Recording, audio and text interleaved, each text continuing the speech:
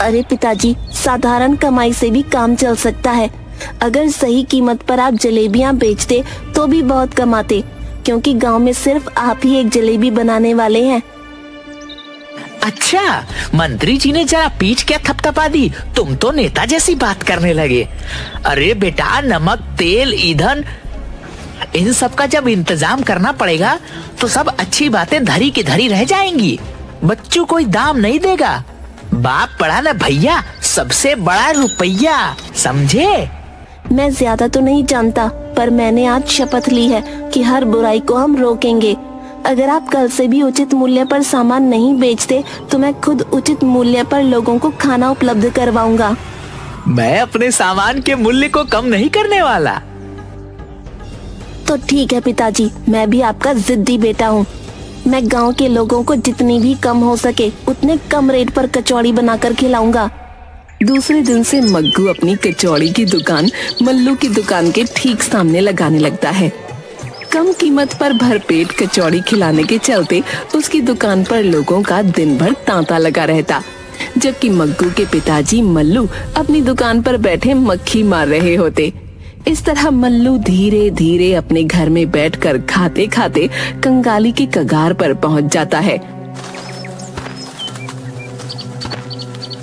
जगिया, इधर सुन, तुम्हें एक काम करना है। तुम तो जानते हो मल्लू काका, एक बोतल दारू के बदले जगिया कुछ भी कर सकता है। अरे जगिया, मैं तुम्हें 10 दिन फ्री में दारू का बोतल दिलवा दूंगा, लेकिन यह काम सीक्रेट है, किसी को भी मालूम नहीं चलना चाहिए। अरे मल्लू काका, आप काम बोल कर तो देखो, मेरे इस कान से दूसरे कान को खबर नहीं होगी। ये जगिया बेवड़ा का वादा है। तो ठीक है, ये लो जमाल गोटा का पुड़िया, और मग्गू के कचौड़ी में कैसे इसे डालना है ये तुम जानो। आप फिक्र न करो मल्लू काका, बस मेरे हाथ की सफाई देखते जाओ। दूसरे दिन जगिया सुबह सुबह मग्गू की दुकान पर जाता है। मग्गू, मुझे बहुत भूख लगी है, 2 दिन से कुछ खाया नहीं, मुझे कुछ खाने को दो। जगिया, अभी अभी तो दुकान खोलने जा रहा हूँ, इतनी सुबह मैं खाना कहाँ बनाऊंगा? अभी तो सारा इंतजाम ही कर रहा हूँ। थोड़ी देर बाद आना, उसके बाद मैं तुम्हें कचौड़ी खिलाऊंगा। जगिया बेवड़ा है पर मुफ्त खोर नहीं। मैं मुफ्त में खाकर भिखारी नहीं बनना चाहता, मैं काम करके खाना चाहता हूँ। लाओ, मैं कचौड़ी का आटा गूंथ दूं। ये तो अच्छी बात है जगिया, हर आदमी को स्वाभिमानी तो होना ही चाहिए। ये लो, आटा गूंथ दो। जगिया चुपके से आटा गूंथते हुए उसमें जमाल गोटा वाला पुड़िया मिला देता है।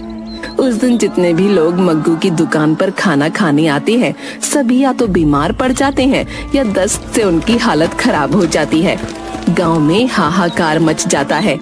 सरपंच जी, मैं ना कहता था कि घटिया सामान इस्तेमाल करने से कभी भी बड़ी घटना घट सकती है। सस्ते सामान का यही नतीजा है। मैं भले ही कुछ ज्यादा कीमत पर खाना खिलाता हूँ, लेकिन मेरे खाने से आज तक गांव में कोई बीमार नहीं पड़ा। वैसी बात नहीं है मल्लू, मग्गू का दुकान खुले हुए आज 6 महीना हो गए। 6 महीनों में ये पहली घटना है। ये तो जांच का विषय है। मैंने पुलिस इंस्पेक्टर धाकड़ सिंह को इसकी जांच के लिए बोल दिया है। तभी धाकड़ सिंह जगिया को पकड़े हुए वहाँ पहुँचता है। ये रहा सरपंच जी, जिसने मग्गू के कचौड़ी में जमाल गोटा और बीमार होने वाला जहरीला पाउडर मिलाया था।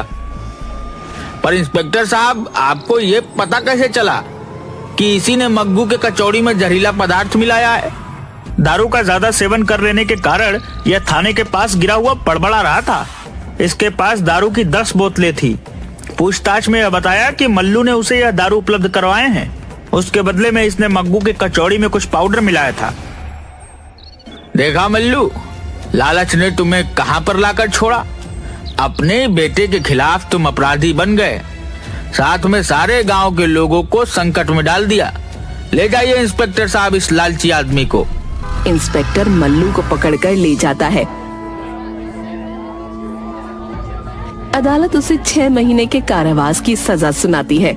इधर मग्गू धीरे धीरे अपने दोस्तों की मदद से कई शहरों में सस्ती कचौड़ी की दुकान खोल लेता है उसकी जिद थी कि हर आदमी को उचित कीमत पर खाना उपलब्ध करवाए।